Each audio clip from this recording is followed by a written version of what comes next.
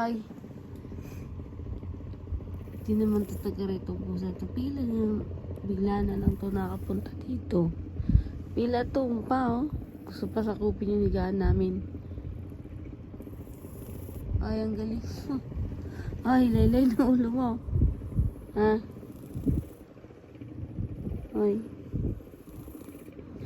Taga saan ka ba ha? Ay, sino ba may-ari sa'yo?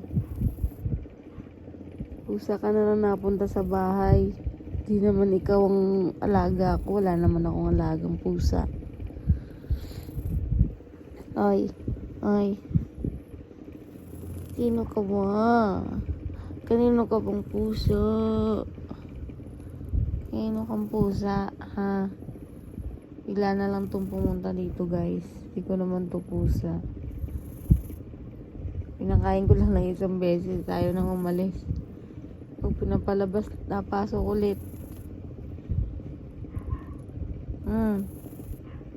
Stray cat po kasi to eh.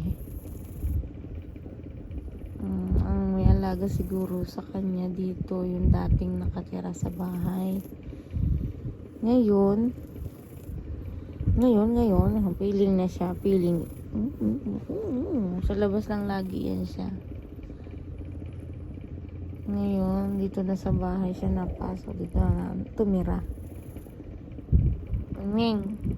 Ay. Wag gusto mong umusog. Ay. Wag gusto mong umusog. Sakop mo na oh.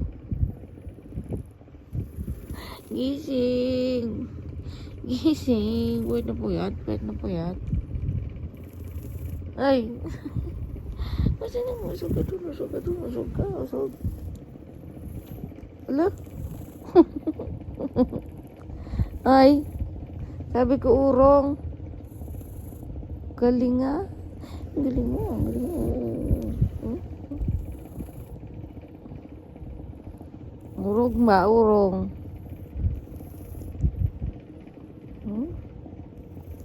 Oh.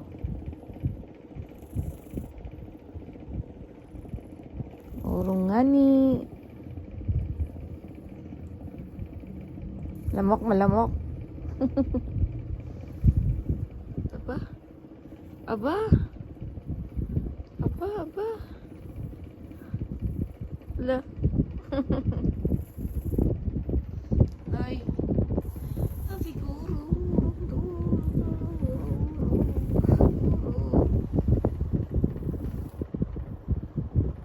Sakot yun mo pag gusto ngumigay yung pa sa semento ah. Ang galing mo ah. Ang puntot niya. Oh. Ni.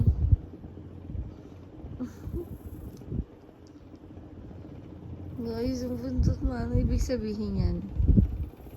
Ha? Ay. Ano ibig sabihin yan? Buntot mo, ha? Okay. Pagalaw. Ay. Ay. Ay. Ay. Ay.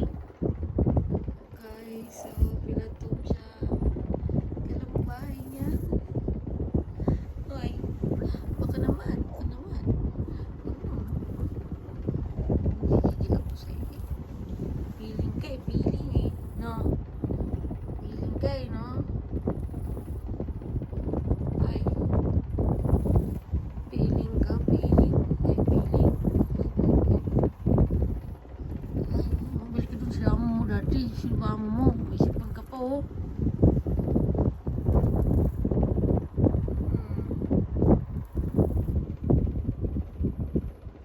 Ano ibig sabihin yan guys? Ang buntot niyo. Ano ibig sabihin yan mo na yun? Ha? Ay. Puyat na puyat pa lagi. Kala mo. Laging tulog yan. Kumakatok pa yan sa bahay namin kapag nasaraduhan siya. Kala mo talaga ako yung amo niya. Pag naririnig yung motor namin na parating, natakbo din siya po. Kala mo talaga. Ay. Diba, missing po, missing.